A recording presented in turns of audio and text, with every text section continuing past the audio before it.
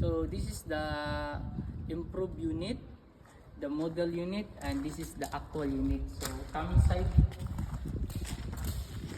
So the window is a jalousie window, aluminum. So isa. Pwede na pwede nyo ma-replace into sliding glass. So gusto mong sliding glass. So this is around 32 square meter per area, and the area is 42 square meter. You see, so this is one. So nasa yung outlet isa, dua, tulo, and apat siya na outlet nose, and the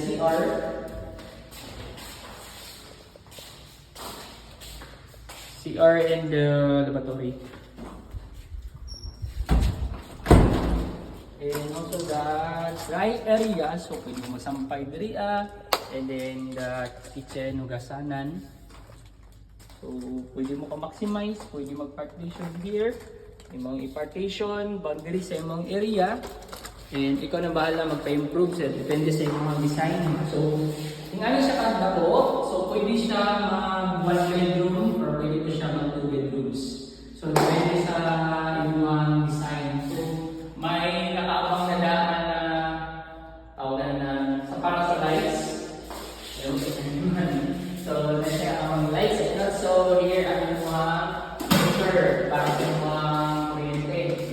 And the door is ordinary, but you can change it to sa mga branded or mag-double lock makadraa, and made of ano, para siyang wood lang dito eh. So medyo manipis lang siya. That is okay. Pwede mo makapa-change. Depende sa improvement mo. Kasi since nakapag-ibig na siya, you can renovate the house. And first step, no tiles. So kung ano bahala magpa-tiles sa atin, pwede din nail. Otherwise, ang iba na low budget, pinapinturahan lang nila at for the start-up lang. Then later on, magpa-tiles na siya. So, ako na bahala ako. Then naman, pwede nyo ni garden or butang mo another direct na table para relax every morning, makita ninyo yung gwapo na view, and also makapag-relax din po na diri. So very interesting this unit kasi nga kung gusto mo peaceful na maka-relax ka, so from Davao pwede ka mag-invest diri para mo suroy po kag Jensen, meron din ka ding bahay na mura. Okay, parang rest house, gawin mo lang siyang rest house.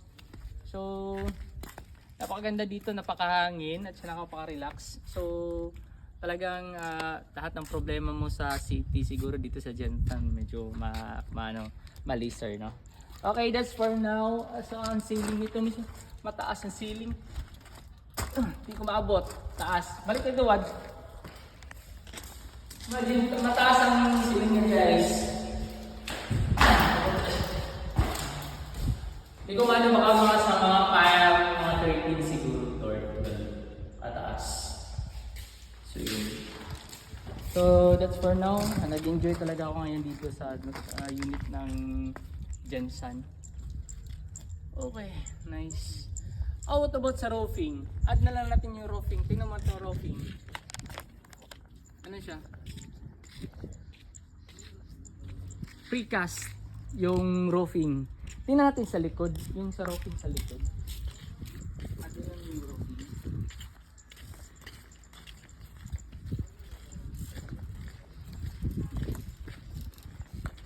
Check na yung roofing niya. Ito.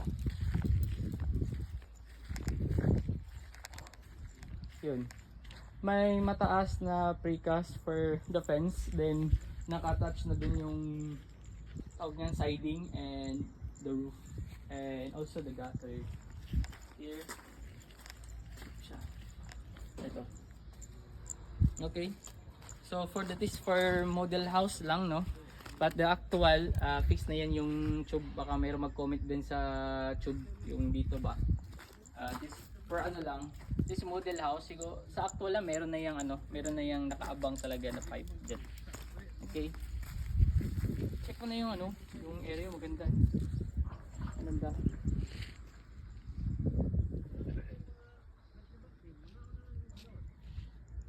So back.